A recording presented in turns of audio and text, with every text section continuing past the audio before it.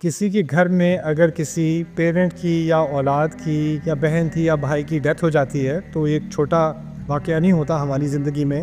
It's very traumatic اور اس سے کوپ کرنا بہت مشکل ہوتا ہے.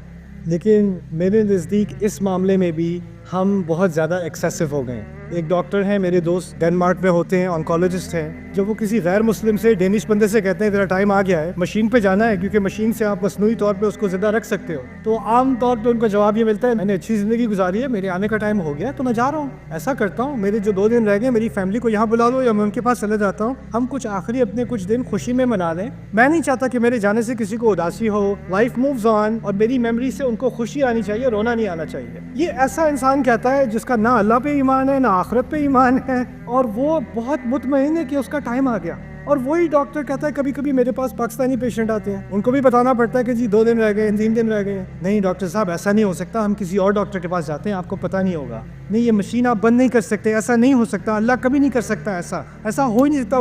میری امی کو نہیں لے جایا جا سکتا, میری باجی نہیں مر سکتی, میرا بچہ ابھی بھی زندہ ہے, نہیں ہو سکتا, نہیں ہو سکتا. اور اتنا زیادہ کرائسس, ایک حد تک یہ فیلنگ آنا وہ تو انسان کی طبیعت کا حصہ ہے.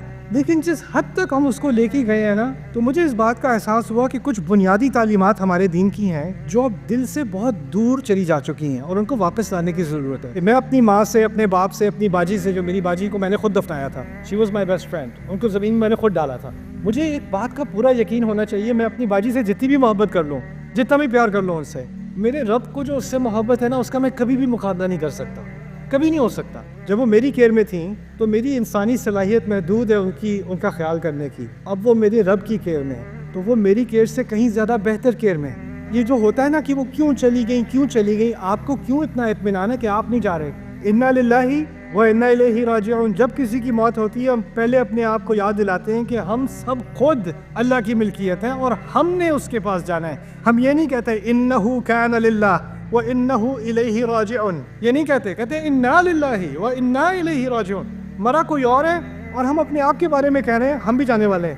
اگر اس بات کا اطمینان ہو کہ ہم واقعی جانے والے ہیں تو پھر میرا ذہن 2 چیزوں کی طرف لگ جائے گا. 2 ہی امکانات ہیں, جانا تو ہے, واپس رب کے پاس جانا تو ہے, میں کچھ بھی کر دوں, میں اس کے بارے میں سوچوں یا نہ سوچوں, إِنَّكَ كَادِحٌ إِلَىٰ رَبِّكَ كَدْحًا فَمُلَاقِيهِ. لیکن وہاں جا کر 2 ہی امکانات ہیں. ایک امکان یہ ہے کہ میری ان سے ملاقات ہو سکے گی, یا ہم 2 مختلف جگہوں پر ہوں گے. 2 ہی امکان رہ گئے ہیں. مجھے اب پوری کوشش یہ کرنی ہے کہ میرے اعمال جو ان کے اعمال میں بھی اضافہ کر رہے ہیں, کیونکہ میں ان کی لیگیسی ہوں, میں ان اعمال کو کنٹینیو کروں تاکہ میں بھی اچھی جگہ پہنچوں اور وہ بھی اسی جگہ پہنچیں اور ہماری فیملی ری یونین ہو, اور وہ ایسی ری یونین ہو جو یہاں کے گھر سے, یہاں کی دعوت سے, یہاں کی عید سے کہیں بہتر ہو. الحقنا بہم ذریتہم وما التناہم من عملہم من شیء. ان کی تمام نسلوں کو ہم ایک ساتھ ملا دیں گے اور ان کے اعمال میں سے کچھ نہیں لیا جائے گا.